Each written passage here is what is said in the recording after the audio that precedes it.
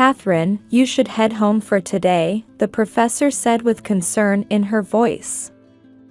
Catherine carefully set down her pipette and placed a hand on her swollen belly. "Thank you, but this experiment will be done in 30 minutes. That's exactly why you shouldn't push yourself. Your health and the baby's come first." Catherine smiled apologetically.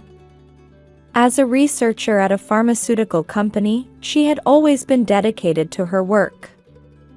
Even now, 8 months pregnant, that hadn't changed.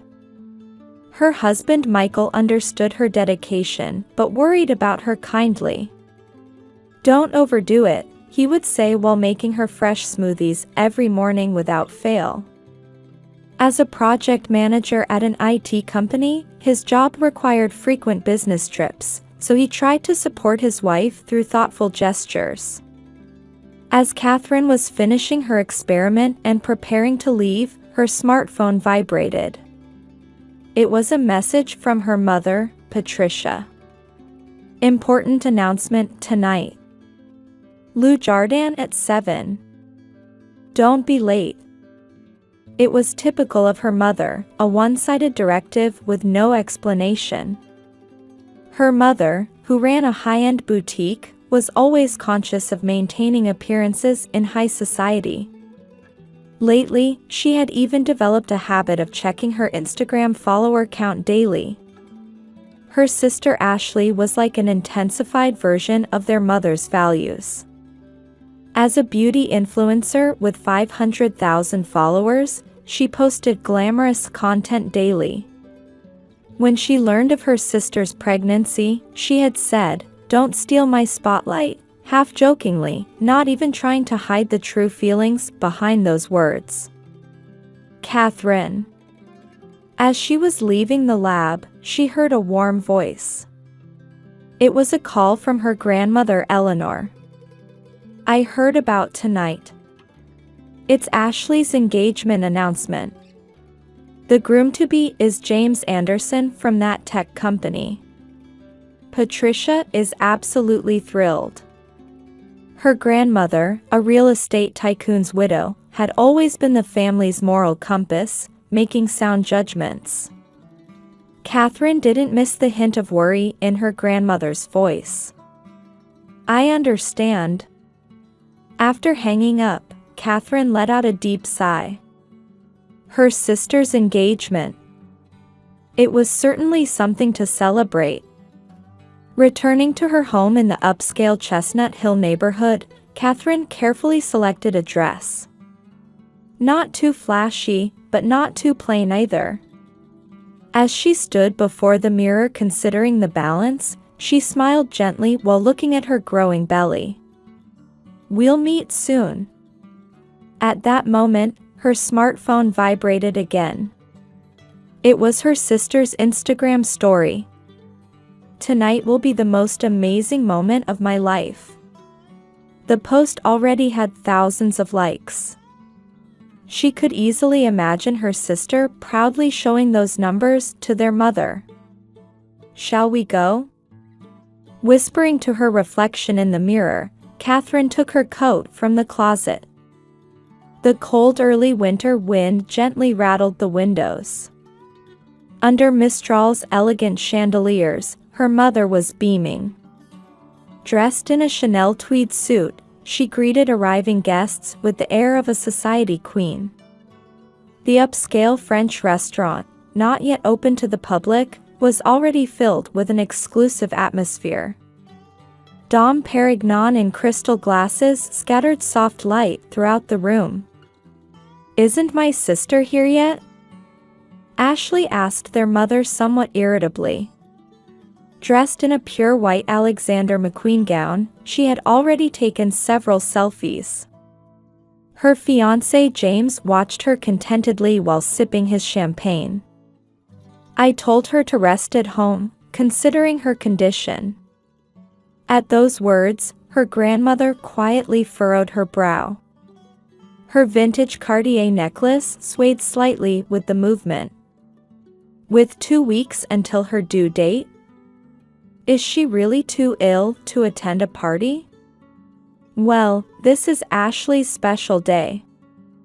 If something were to happen with Catherine, it would ruin everything. Besides, her dress situation would spoil the photos. Ashley nodded with satisfaction at their mother's words. The Instagram live stream was already set up. Meanwhile, at her home in Chestnut Hill, Catherine was quietly trying to steady her breathing. In the dimly lit evening room, she sank into the sofa, facing the growing discomfort. Outside the window, the trees lining the upscale residential street swayed in the cold wind. She was completely alone in the large house. Even Martha, the housekeeper, was helping at the engagement party on her mother's orders. No one was left to reach for the warm herbal tea sitting in the sink. Around 7 p.m., the first intense pain struck. Cold sweat ran down her back. She sent a brief message to Michael, who was in an important meeting on the West Coast. "I think labor has started. Don't worry, I'm heading to the hospital." A hurried reply came. "Coming home right now. Booking the next flight. Catherine, I love you." Before she could finish reading the reply, another contraction hit. Sweat beaded on her forehead. Her usual composure was slowly crumbling. Her hands, perfectly steady in the lab, now wouldn't stop shaking. With trembling fingers, she dialed her mother's number. The ringtone seemed unusually long. Her heart raced with each contraction. "Catherine? I'm very busy right now." Beyond her mother's voice, she could hear the pop of champagne corks. Someone's laughter. Clinking glasses. Jazz music playing in the background. "Mom, contractions, come quickly." She struggled to form words between breaths. Pain distorted her vision. She could hear the tremor in her voice. "We're having a family dinner at an upscale restaurant right now. At a time like this. Today is your sister's engagement celebration." Her mother's exasperated response pierced her heart. The voice completely lacked its usual social warmth. Right after, she heard her sister's voice in the background. "Mom, let's make a toast. My sister can wait." Someone on the other end called out, "The live stream is starting." Lively music began to play. Laughter overlapped. The sound of champagne. Toasting cheers. Catherine quietly gripped her smartphone. Her fingers looked strangely white on the screen. The joints were pronounced.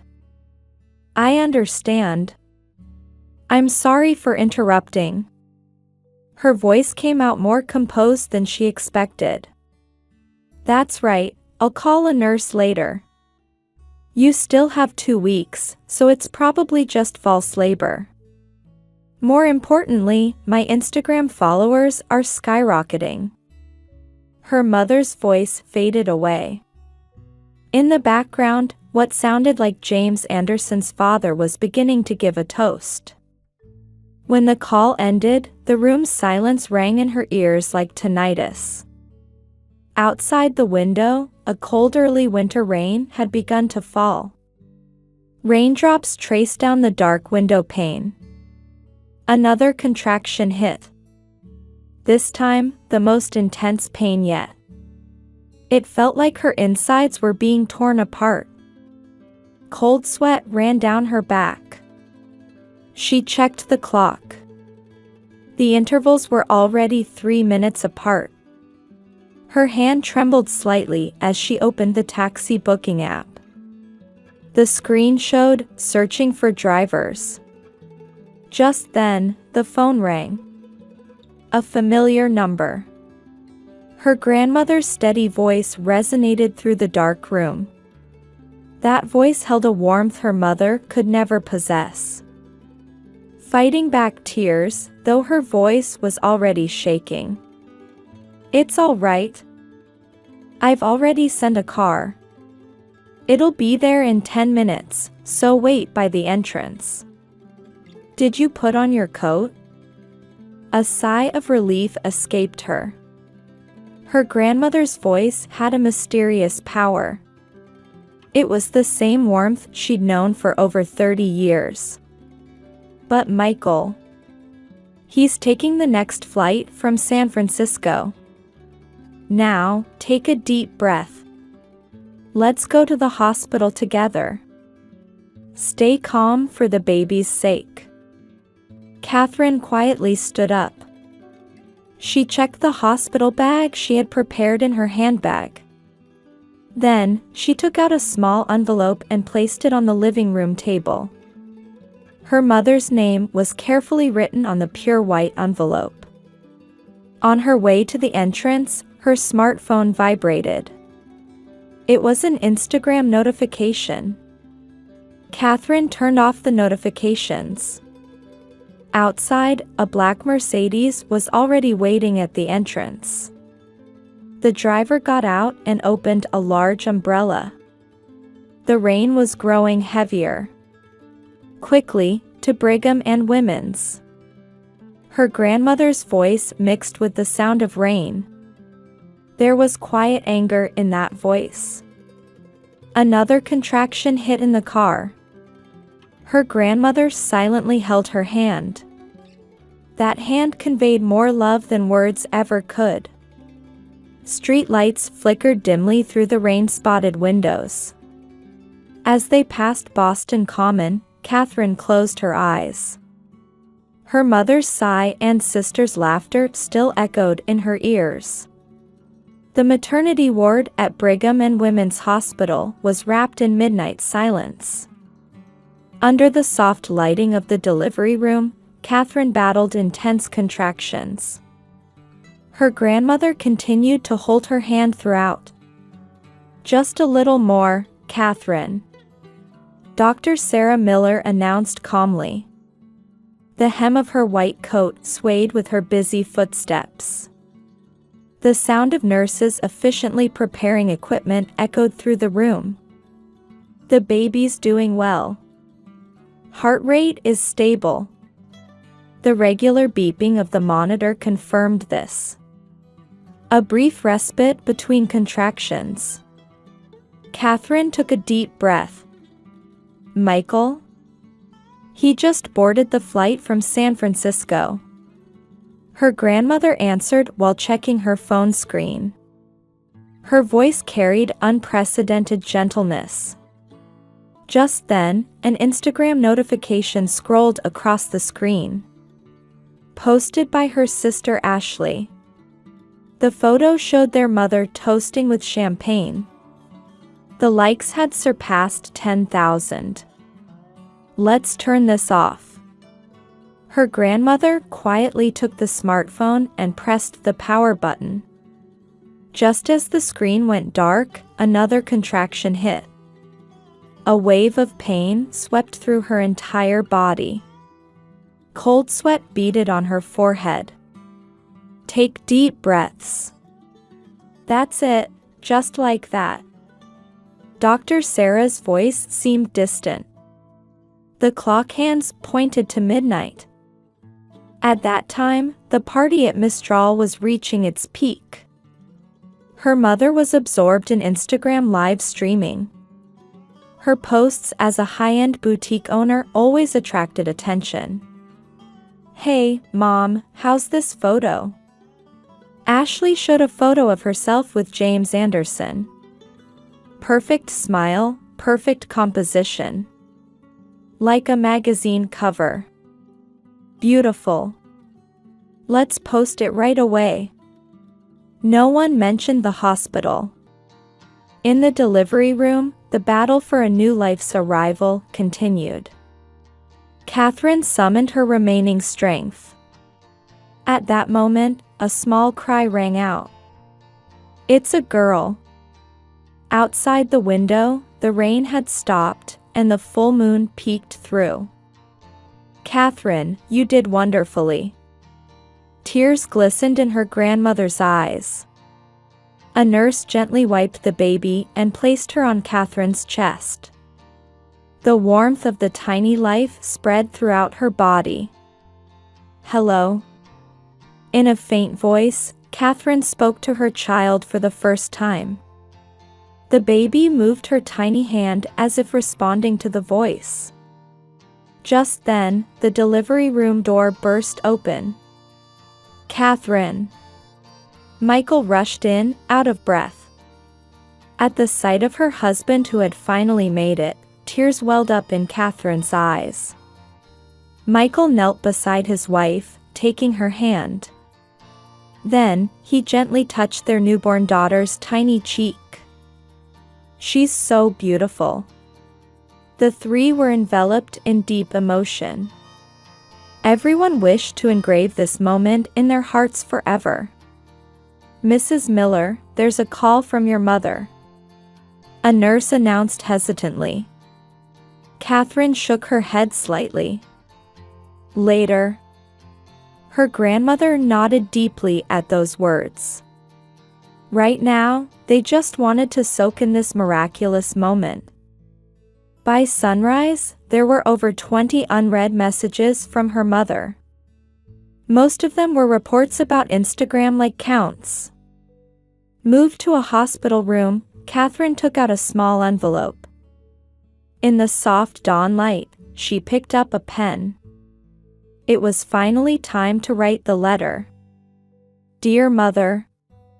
The moment she began writing, 30 years of emotions poured out. The days spent constantly in her sister's shadow since childhood. Memories of unrecognized efforts. And tonight's events. After 30 years of doting on my sister while neglecting me, tonight's events have finally set me free. The pen glided smoothly across the paper. I won't teach my baby about your kind of twisted love. Outside the window, Boston was about to greet a new morning. Sunlight began to filter through the trees lining Newbury Street. Goodbye, Catherine. She placed the letter in the envelope and set it on the table. At that moment, the baby made a small sound. Catherine gently lifted her daughter. The beginning of a new life. Her grandmother smiled quietly. Michael placed his hand on his wife's shoulder. Just then, the mobile phone rang again. Her mother's name on the screen. However, no one reached for the phone. On the third day, Patricia Wallace was ordering the most luxurious bouquet from a high-end flower shop. An extravagant combination of roses and Casablanca lilies, adorned with premium ribbon. The price easily exceeded $500. The delivery address is Brigham and Women's Hospital, Maternity Ward. At that moment, her smartphone vibrated. It was a call from her boutique on Newbury Street. Mrs. Wallace, it's terrible. We've been getting cancellations since this morning. The manager's voice trembled with anxiety. Photos from the party had begun to spread. Nonsense. It's just temporary. However, contrary to her words, her hands were shaking slightly. Her reputation in high society was her lifeline. Arriving at the hospital, she received unexpected words at the reception. Regarding room 506, we've been instructed by the patient to decline visitors. I am her mother. I'm sorry. We were specifically told to decline family visitors. Just then, Eleanor Wallace quietly appeared. The envelope her grandmother handed over bore her name in familiar, meticulous handwriting. Her hand trembled slightly as she opened the letter. Dear Mother. With each line she read, the color drained from Patricia's face. 30 years of feelings. Undeniable facts. And words of farewell. You reap what you sow, Patricia. Her grandmother's voice was quiet but stern. But be quiet. At her grandmother's words, Patricia was lost for words. Down the hall, a baby's cry echoed. That evening, Ashley's Instagram follower count began to plummet rapidly. Comments on her engagement party posts had turned harsh. The next morning, among the nurses at Massachusetts General Hospital, a story began to spread. The rumor spread rapidly among Boston's medical community. At the same time, regular customers at the Newbury Street boutique began canceling their accounts one after another. I'm sorry, but our future association. The stern gazes of society ladies cornered Patricia. The social status she had built over many years began to crumble audibly. Meanwhile, at the Anderson family home of Ashley's fiancé James, a heavy atmosphere hung in the air. This affects our family's reputation as well. James's mother spoke quietly to her husband. On the table lay the Boston Globe's gossip column. The headline, "Twisted Motherhood in High Society," gleamed coldly. That night, Ashley felt anxiety for the first time as she stared at her engagement ring. Emails from sponsor companies kept arriving. Patricia sat at her desk in her room. Before her lay graphs showing the boutique's plummeting sales. And a mountain of cancelled orders. Everything she had built over 30 years was silently crumbling. Outside the window, quiet rain continued to fall in Chestnut Hill. No one walked the tree-lined streets of the upscale neighborhood. In the hospital room, Catherine held her daughter while gazing out the window. Michael fully supported his wife's decision. This is the path we've chosen. Her grandmother quietly nodded at those words. A few days later, a letter arrived from the Anderson family. After careful consideration, we must dissolve the engagement. Ashley cried for the first time. However, her tears were less about regret and more about the dramatic decrease in likes on her posts. Patricia faced new realities in her study. Notices from the bank. Warnings about the house she had put up as collateral. Everything was crumbling like a castle built on sand. So these are the consequences of my choices. She stared at a photograph on her desk. A family photo from 10 years ago. When everyone was smiling. But now, those smiles seemed somehow artificial. In the upscale neighborhood of Chestnut Hill, new rumors began to spread. I hear the Wallace Boutique is closing. Is it true about the broken engagement? It wasn't a dramatic punishment. However, the everyday collapse of high society life sometimes proves to be the most devastating punishment. In room 506 at Brigham and Women's Hospital, a new family's story was about to begin. The setting sun through the window gently illuminated mother and daughter. We'll walk a different path. Catherine's words were met with Michael's quiet nod. Her grandmother watched out the window while holding her granddaughter's tiny hand. Spring in Boston, 5 years later.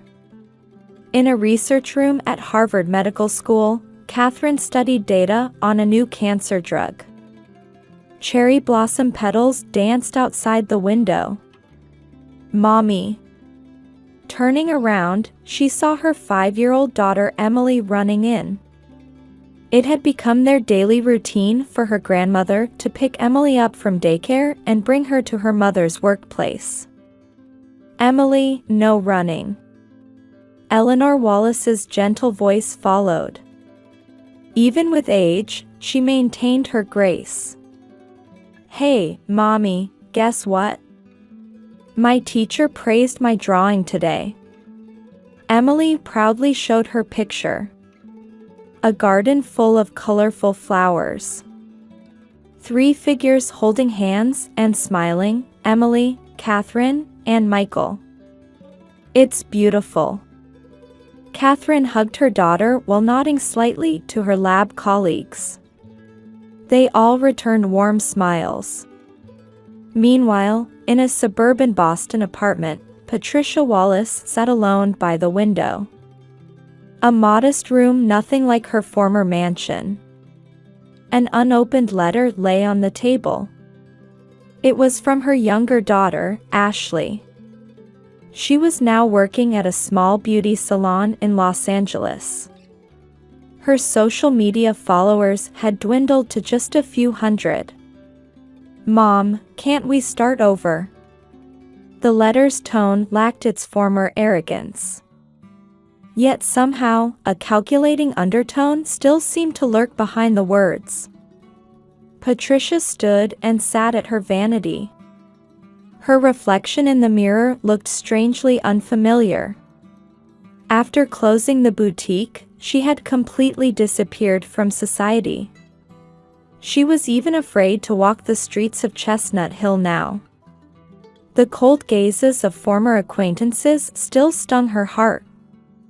At the same time, dinner preparations were beginning at the Miller family's new home. Emily, go wash your hands.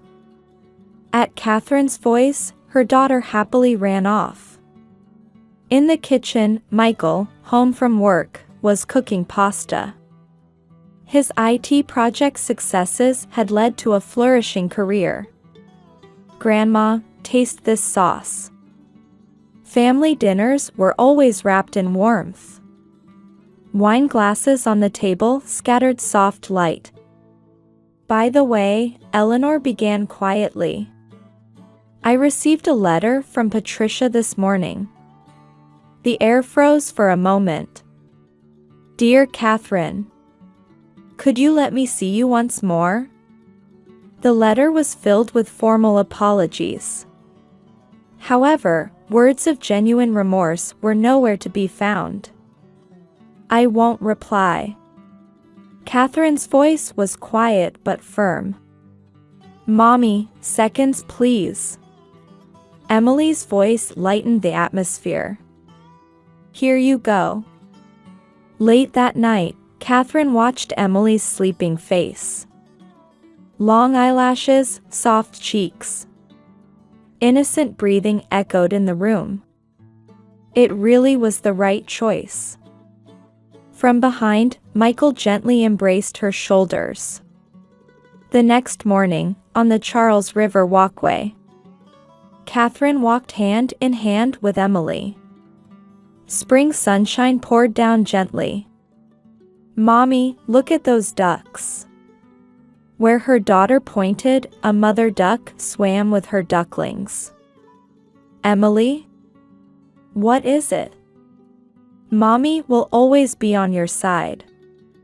I know. That innocent response warmed Catherine's heart. From the direction of Boston Common, church bells rang out. The sound announcing the start of a new Sunday. Catherine looked up at the sky.